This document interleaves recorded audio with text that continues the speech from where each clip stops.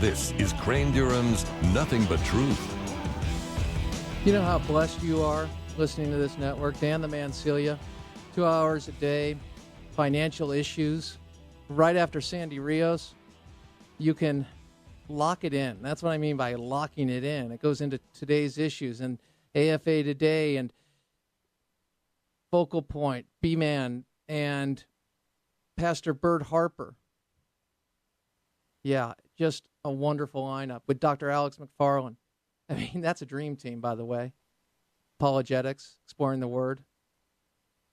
And then, of course, Washington Watch.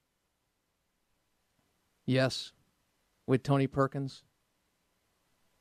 So you're locking in right here, and I hope you're enjoying it. I hope you check out October 1st through the 4th at the Cove, afr.net. Check that out. Top of the hour, you'll have One News Now, onenewsnow.com, American Family News, bringing you the top stories of the day from a Christian worldview.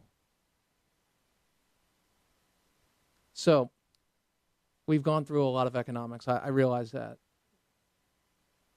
And some of the things that we talked about, and I say this right now only because I know at the top of the hour we're going to be joined by Lieutenant Colonel Gordon Kakulu, author of Separated at Birth, the book on the forgotten war, and that would be the Korean War. He's a Green Beret. He is a man who serves the troops big time after he served and continues to do outstanding work for them. He has his own foundation doing that. We're going to talk about someone he introduced me to along with Ralph Peters in 2007. I got a picture with the American hero Bud Day, and what an extraordinary experience that was. And we'll talk about what it means to be a hero and how heroes define. Then we'll be talking to senior legal analyst at the Heritage Foundation, former Department of Justice, Civil Rights Assistant to the Attorney General, Civil Rights Division, Hans von Spakovsky, who wrote about the real IRS scandal. Fascinating. Now, before we get into the split in the Republican Party, and that's what's being talked about, I also know that's an attack by the left on the Republican Party. They want to see a divide, and there are divisions within the Democratic Party, of course, as well. So it's less about R's or D's. I really don't like the party politics of it. I do like intellectually honest arguments. And I do not, even if I agree with the person's position, I don't like a false characterization of people that may disagree with us. And it's important to know. That would be like saying, Crane, you don't have a problem with greed. No, I just recognize greed is a constant. Oftentimes what I see is people say, people got greedier. No, they did not. And when we talk about money, there is a part of this to say profit becomes the enemy and it goes into exploitation. I don't believe that is the case. I believe in business. I believe there are businesses that obviously will not practice through ethical standards. We're human, we're fallen. Absolutely. And making money is not the qualifier if something is right or wrong. Certainly not as a Christian. We understand that. As Christians, we understand.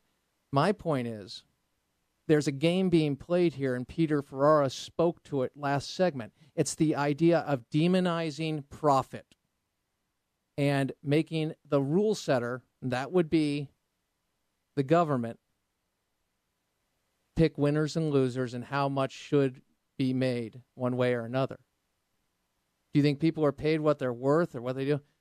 Kardashians, do you think? Do you think entertainers are? Do you think when people do things that are many would find objectionable and they get a lot of money for it? Yeah, I it's not a value. I remember watching The Rifleman. I still watch that show. I love that show. And he says to his son, son's looking at the money, and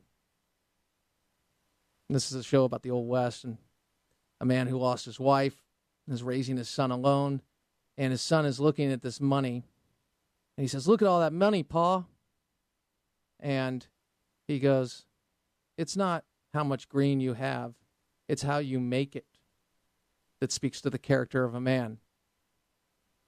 And I thought that was a very powerful statement, and one that we certainly should look at.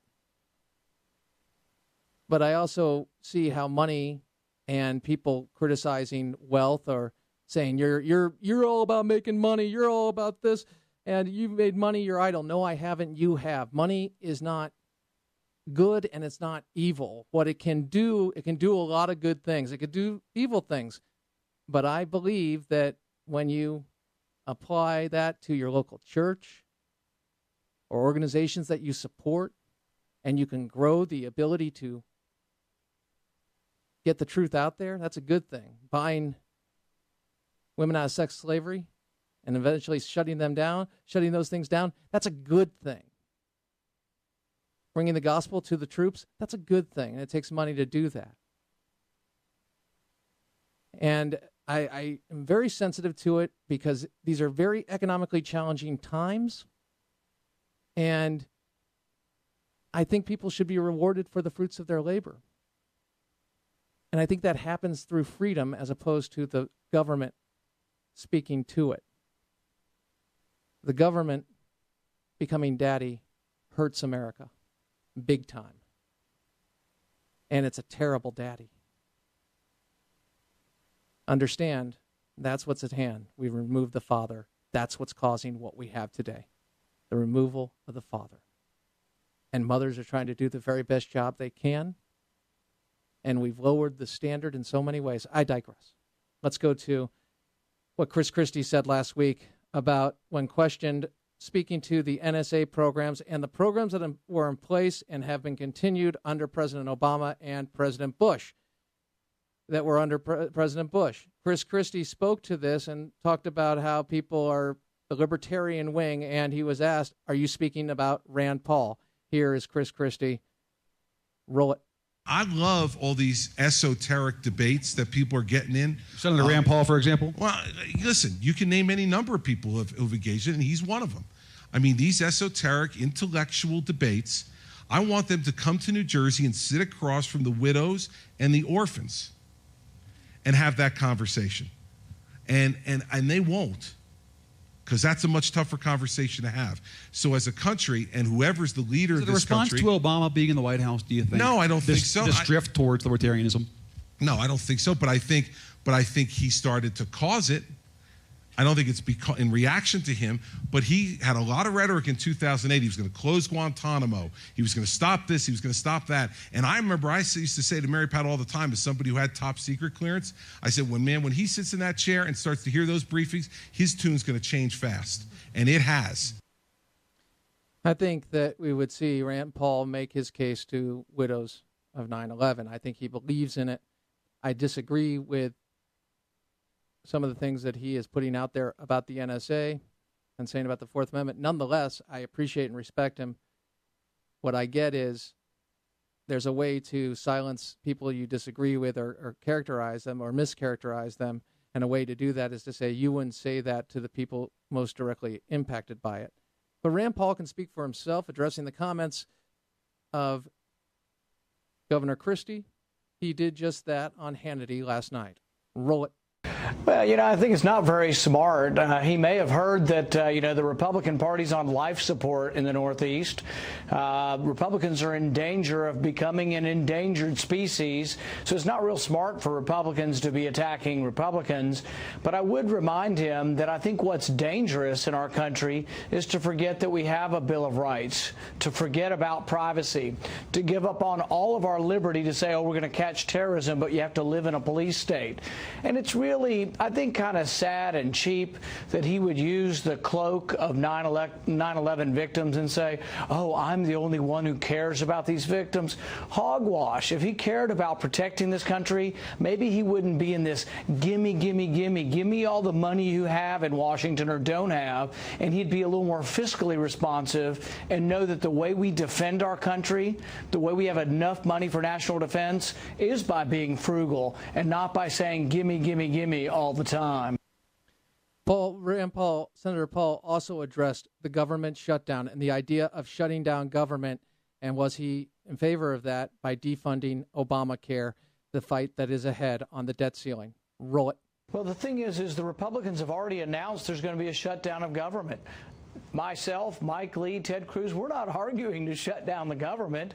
We're arguing to defund Obamacare. But the Republicans that are announcing surrender, they've already taken the next leap. They're saying, oh, you want to shut down government? No, we don't. We want to defund Obamacare. We want to defund a disastrous program that is going to bankrupt state governments, is going to bankrupt individuals, is going to cause people to lose their insurance, and is going to really hurt precisely the people you want to help. The working class people who are working hourly jobs at McDonald's or Burger King or doing the service industry, we're afraid they're going to lose hours and become part-time workers as people discover how expensive insurance is going to be. We're standing up for what we believe in, and we want to use the leverage of the people who voted for us to try to get reform in government. I don't see how anybody could criticize that. Rand Paul, again, disagree with him on the NSA, his position on the NSA program. But he is exactly what a party or a movement needs in articulating what he believes in. And that is, I think, very welcome to so many in the conservative movement who have seen the conservative movement say victory is socialism light as opposed to socialism. And they've also gotten very good at listening to their enemies' advice, ideological enemies' advice, adversaries' advice on what they should do. They have to understand mainstream media is never going to like you.